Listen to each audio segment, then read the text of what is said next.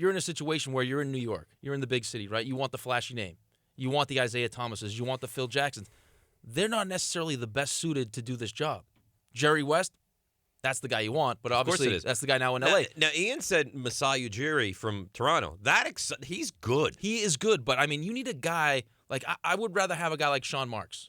Like, I feel good about what Sean Marks is doing right now in Brooklyn. It may not be the biggest name, but I want a guy who's done the job from an organization that's had success. I agree with you, but Ujiri has made some great deals over the years. Yeah, with Denver and then with Toronto. Yes. So, I mean, he's somebody that has credibility. He's done the job at a high level as an executive. So it's not like you're projecting somebody in that role. He actually has a track record. But you need somebody that has the credibility to get this thing back on track because you need a clear direction. And right now you don't have that. But that's the word, right? Credibility. The Knicks haven't built up enough equity where you trust the decisions that they're going to make. So it gets so bad, it gets so toxic that there's people going to pick it outside of Madison Square Garden. So what do? Let's throw money at the biggest name available because everyone knows who Phil Jackson is. But nobody had an issue with that at the time. I get it, but you don't know if he's going to be qualified to do this job. Great head coach, but if he's not going to coach, how's he going to be as a president? Clearly hasn't worked out. But you can't go say, okay, people are going to pick it. I'm going to throw money at, say, Sean Marks was available at the time.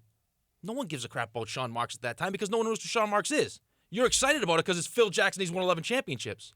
Doesn't mean he's going to be good at being a president. No, it doesn't. And he wasn't. But you haven't built up enough equity with the fan base to go, okay, we're taking Sean Marks, and people are going to that's going to settle the riots. You needed Phil Jackson. You needed Phil Jackson to shut people up. Exactly. But at the end of the day, the same thing happened that has happened over the years, is that they put a guy in place and a guy to make the decisions who was, and let's be honest, guys, incapable of doing the job. No, you're right. I mean, it's like, listen, it's the same thing going on right now with the Jets, right? Like, we'll get to a point now if this thing keeps going bad and Mike McCagnon loses his job, you're not going to be happy with just a guy that's really good at his job. You're going to have to see a name. Like, you're going to want, like, let's throw money at Bill Polian. Like, that's the kind of name you're going to need to all of a sudden put this thing back on track because now, okay, Bill Polian, we can trust him because we know who he is. You know what I'm saying? Like, yeah, of course that's what right. happens, And he has a track record of having done this successfully. Exactly. When you're poorly run, like, you have to make splash signings like that to all of a sudden get, even with free agents. Like, you know what I mean? Like, the Jets had to go sign Revis.